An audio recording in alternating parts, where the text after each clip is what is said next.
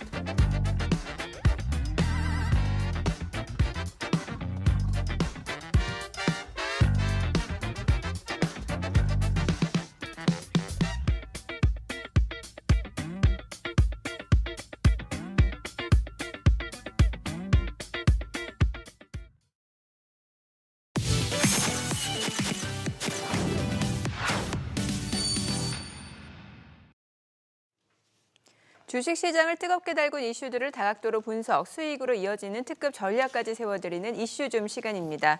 이 시간 김영구, 이동우, 허혜남 대표와 함께합니다. 자, 먼저 이번 주 시장에는 어떤 이슈들이 있었을까요? 바로 확인해보죠.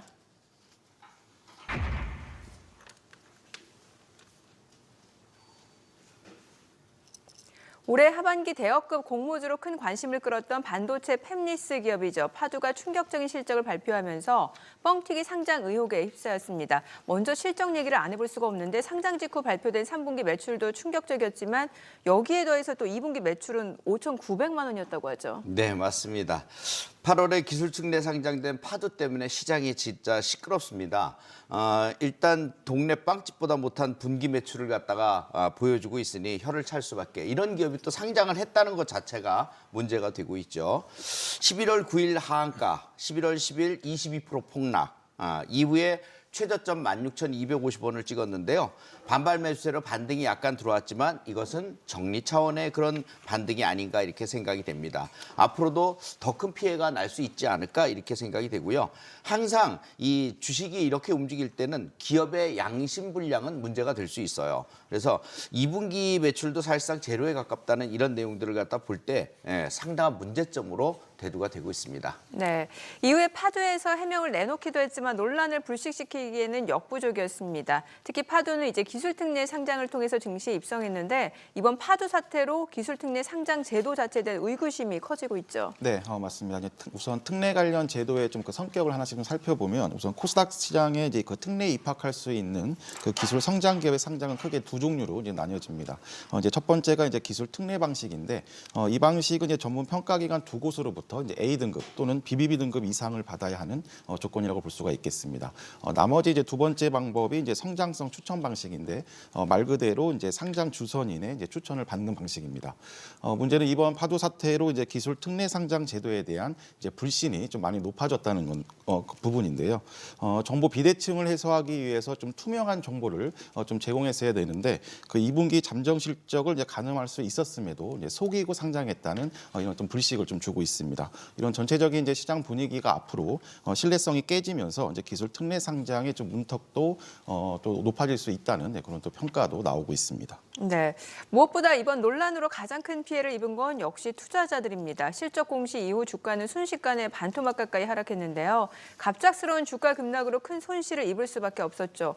파도 상장을 주관한 증권사들을 상대로 또 집단 소송 절차에 들어갔다고 하죠.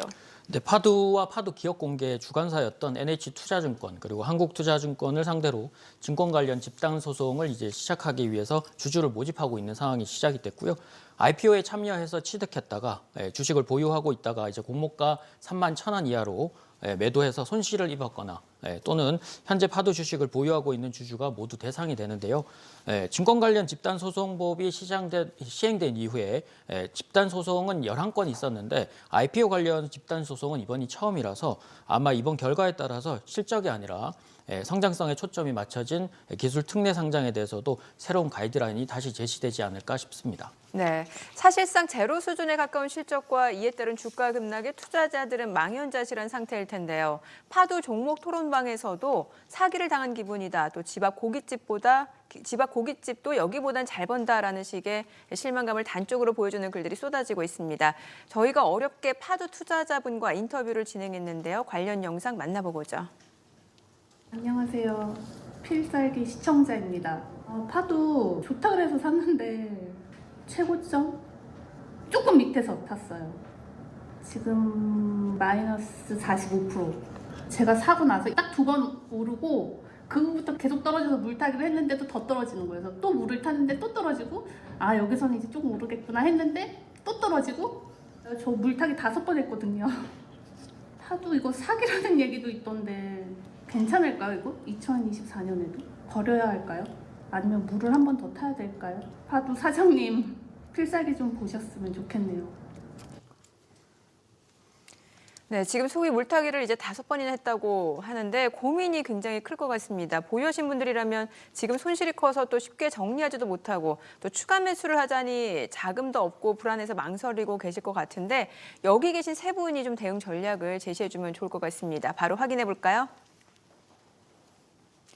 네, 김영구 대표는 양심불량, 정리만이 살 길이다. 그리고 허인남 대표는 횡보통한 충격 해소가 먼저다. 그리고 이동우 대표는 매도, 실적 회복 내년 2분기라고 물음표를 해주셨는데 김영우 대표님은 그러니까 지금이라도 당장 정리를 해야 된다 이런 의미인가요? 예, 맞습니다. 썩은 사과는 도려내라 이런 속담이 있습니다.